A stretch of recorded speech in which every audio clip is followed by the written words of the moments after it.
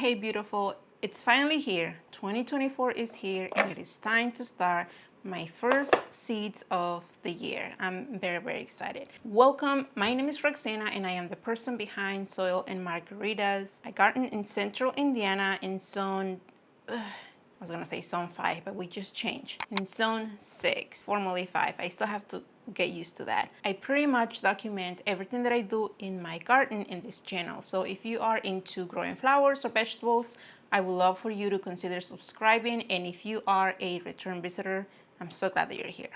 The two seeds that I am going to start today are Violas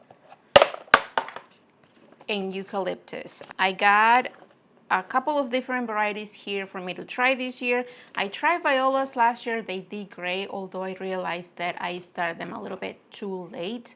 Violas are one of those cool loving plants that just, they can be taken outside really early, way early, so they can start blooming early in the season. And I kind of didn't do a very good job last year or starting them really early, and they also are a little bit of a slow grower indoors. So if you are trying to grow violas for your own garden, you gotta start them early because they take a little bit of time to get going. And also eucalyptus. I have a love-hate relationship with eucalyptus because while I can get it to germinate and grow about half of an inch, it kind of dies on me after that point. And I don't know if it's just too warm in this room. This room where I start my seeds is just very toasty. So I think that sometimes too much of a good thing can be not beneficial for some plants. But I am going to give it another try. We'll see how it does.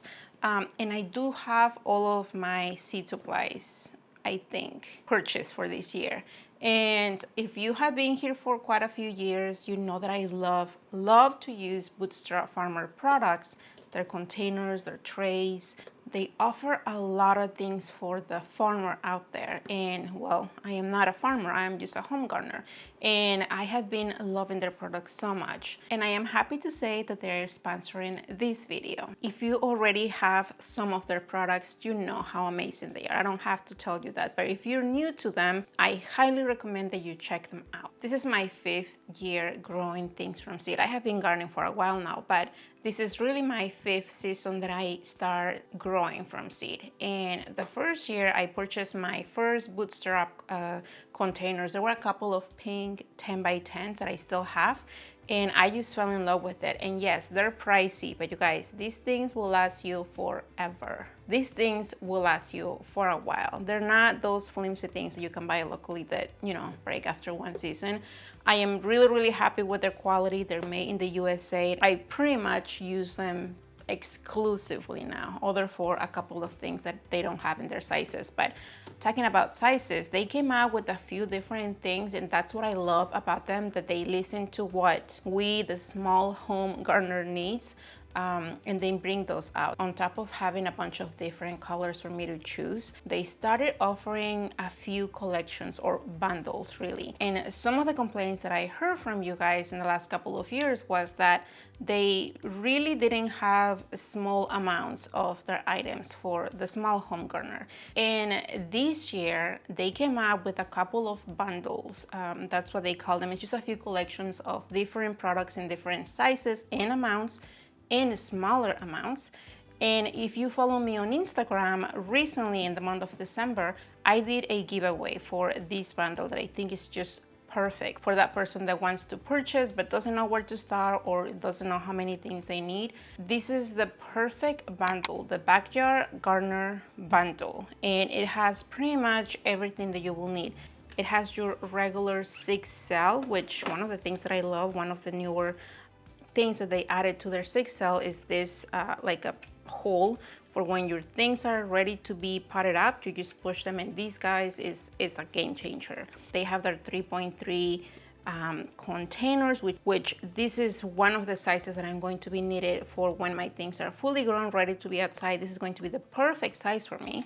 And they also have a combination of 10 by 10 trays and even a humidity dome, which I use all the time. You guys, I think this is amazing.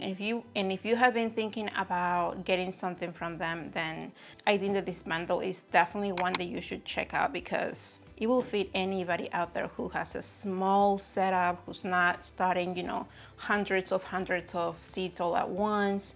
This is perfect. I am going to start with my violas. I have two different varieties here. One is a antique shade F1 from Johnny's, and the other one is a Arkwright Ruby from Baker Creek's. I purchased this new for this year, so this should be somewhat better seeds if, you know, versus if I had them here for years. So I am going to be using the regular 6L containers, and I am going to do a couple of seeds per spot, per hole here. And the reason why I'm going to do them this way versus just doing one seed per hole here is because I don't know how good of a germination I will have, and I want to have at least one plant here germinating. I don't really want to just throw them together and see how they do. I just want to see how well these do, because I would really love to have at least 20 of each plant, and I think that having 2 seeds per little spot, per little hole will be better for me. You can do them different ways. You can just get one container, throw all the seeds together, see what germinates, and then whenever they're big enough, you can just transplant them. But my idea is to leave just one plant per hole so they can grow here. I can fertilize them if I need them to, and when they're big enough, because they're really slow, so they'll be here for a few weeks. When they're big enough, I can just move them into a bigger container. So the soil that I'm going to be using here is just regular potting mix. In years past, I was using seed starting mix, which worked well, but after I did a few tests of using regular potting mix, I really saw no difference.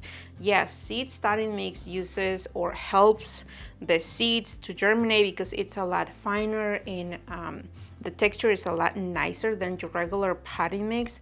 But I am able to find this potting mix, which is absolutely, I gotta bring you closer so you can see the texture. The texture of this potting mix is very, very close to what seed starting mix was for me. So I'm just going to use this. Last year I actually started using most of potting mix instead of seed starting mix. Do whatever works for you. This is what I am doing. So, and if you're wondering, this right here is potting mix by Burpees, which is the company that I use to get my seed starting mix, because after getting a few seed starting mix or potting mixes for using to get my seeds to germinate, this is by far the finest texture that I can find. And once in a while I will find like little chunks of something, like this big piece of something. It really is not a huge deal for me. I will just get them out and you know, to the side. But if you're not, you know, okay with using potting mix, just get your seed starting mix. It's fine, it's totally fine.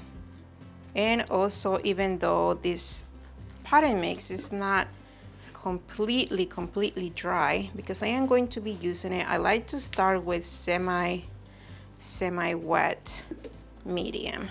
And if I was doing this in a greenhouse or somewhere outdoors where I had good ventilation, I wouldn't mind using dry potting mix. But because I am upstairs in my home, I just rather start with something that is just not flying everywhere.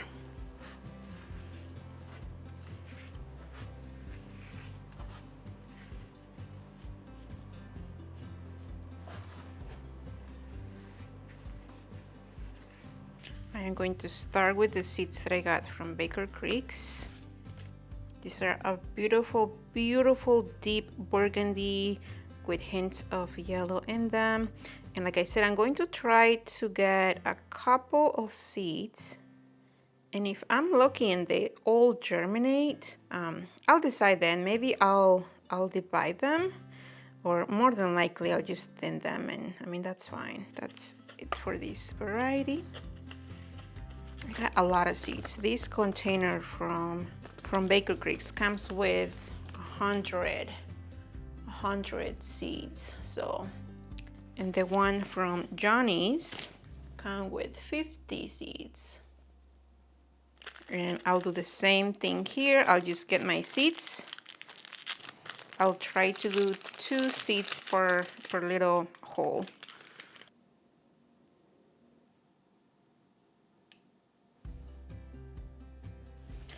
And lastly, I am going to cover them with vermiculite.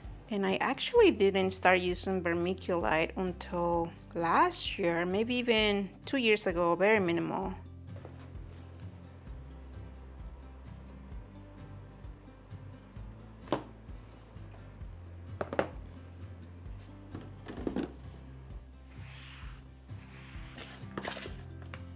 For the eucalyptus, I'm doing something a little bit different. I am using these shallow 5-inch containers. These ones have holes, they have drainage holes. I also have the ones that have no holes, and those I use them as saucers or to hold these guys. So many combinations that you can do really with whatever pots and trays that you get. So the idea is that my eucalyptus will germinate here, and then when it's big enough, fingers crossed, I will just move them into the 6 cell. Probably the 6 cell. I don't think that they will require anything bigger at that time. And eucalyptus grows so slow that probably, if they all grow well here, that probably won't happen until, I don't know, maybe mid-February or so. If you're wondering, this is the eucalyptus that I am using. I got this from Antonio Valente. I figure I will try a bunch of his seeds. I got a bunch of other flowers as well. Do not cover seeds as light is required for germination. All right, so this is important because I definitely don't want to cover all of my seeds. And I am going to go very gently. Very gently with the vermiculite. Even though I'm not supposed to cover them, I'm just going to go very lightly. And I'll probably come here and do this spraying of water gently like this at least once a day. Like I mentioned, this room is very cozy, very warm, between 72 and 76 on any given day. So these will dry really quickly if I don't check on them. But this is going to go also under a humidity dome. They're going to go in my shelves, and they're going to go where the lights are, even though they don't need all the light right on top of them at this moment. They will be somewhere where it's pretty bright. So that's pretty much it for eucalyptus and violas. Hopefully in, I don't know, the next few weeks I can give you an update on how they're doing. If they're doing anything at all, fingers crossed that they do, because as far as eucalyptus goes, I'm gonna try and hopefully I get something. Thank you for being here, you guys, and until the next video.